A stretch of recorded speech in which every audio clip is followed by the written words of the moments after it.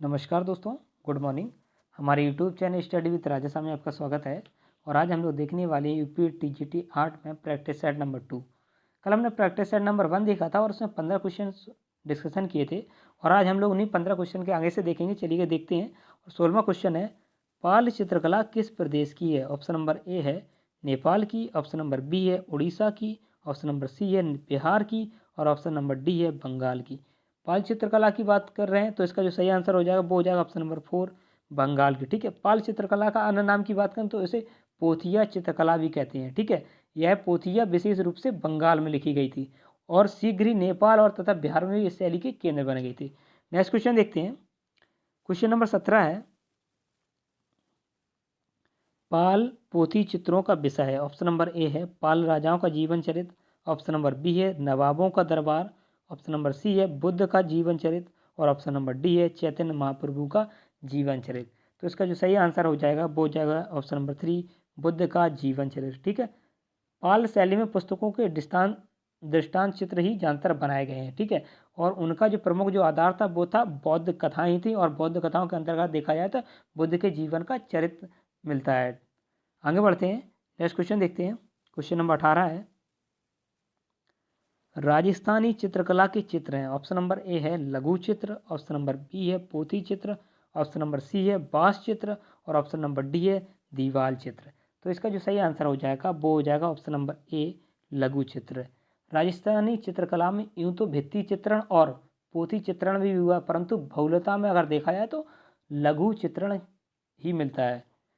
आगे बढ़ते हैं, क्वेश्चन नंबर 19 देखते हैं।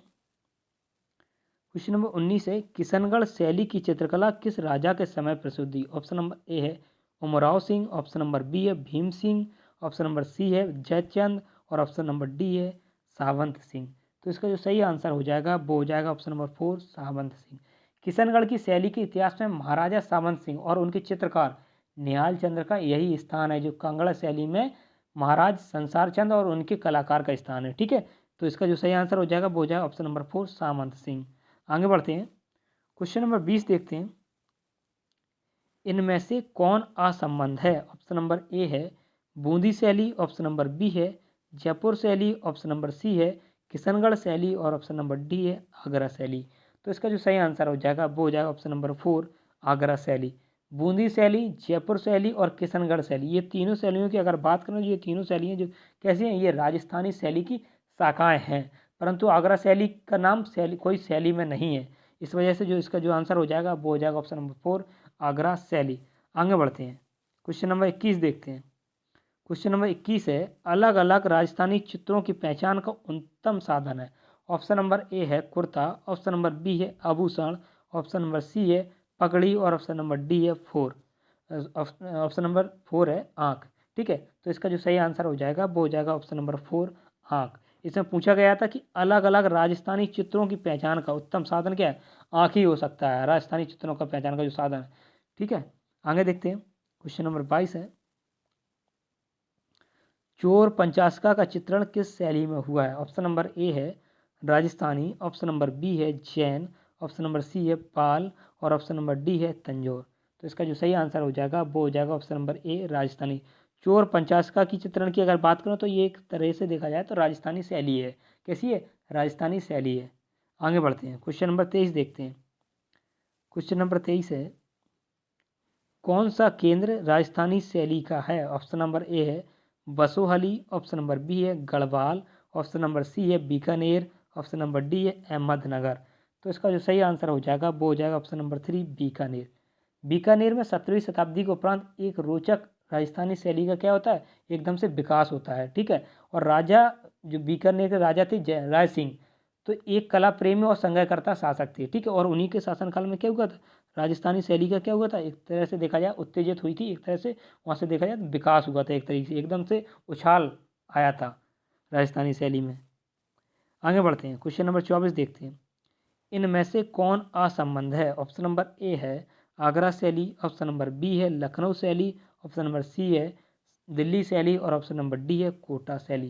तो इसका जो सही आंसर हो जाएगा वो हो जाएगा ऑप्शन नंबर 4 कोटा शैली। असंबंध की बात कर रहे हैं, ठीक है, तो क्या हो जाएगा कोटा शैली हो जाएगा। आगे बढ़ते हैं, क्वेश्चन नंबर 25 देखते हैं।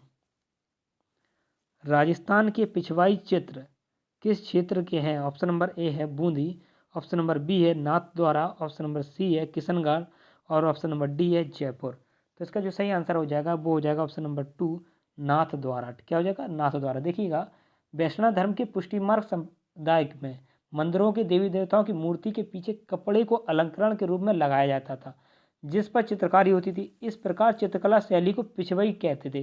पिछवाई क्यों कहते थे? क्योंकि देवी देवताओं की मूर्ति के पीछे कपड़े को अलंकरण के रूप में लगाया, जब कपड़े के पीछे लगाया जाता तो उसी का नाम क्या पड़ गया?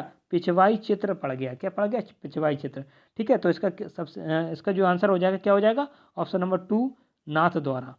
आगे बढ़ते हैं, क्वेश्चन नंबर 26 देखते हैं। क्वेश्चन नंबर 26 है, 12 मासा चित्रों में पाया जाता है। ऑप्शन नंबर ए है ऋतुओं का चित्रण, ऑप्शन नंबर बी है राग रागनी का चित्रण, ऑप्शन नंबर 3 है कृष्ण लीला का चित्रण और ऑप्शन नंबर 4 है ग्राम जीवन का चित्रण। 12 मासा की बात हो रही है, तो 12 मास की बात हो रही है, तो उसमें क्या होगा?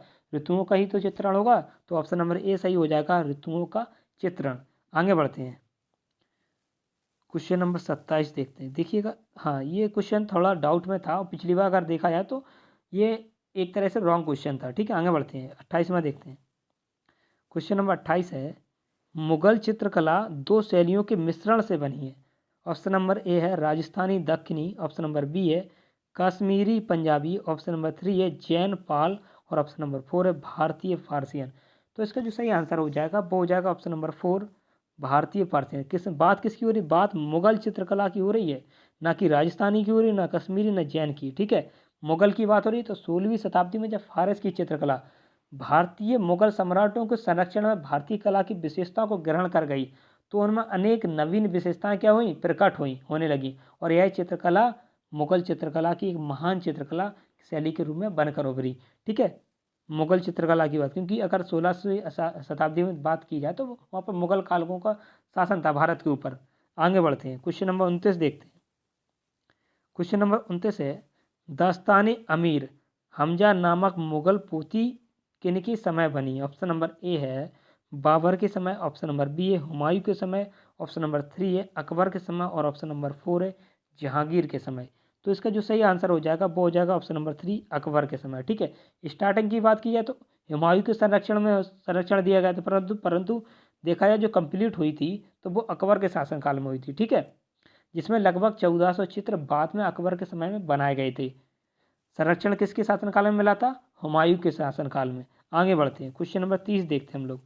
ठीक, क्वेश्चन नंबर 30 है, बसावन किस मुगल बादशाह का दरबारी चित्रकार था?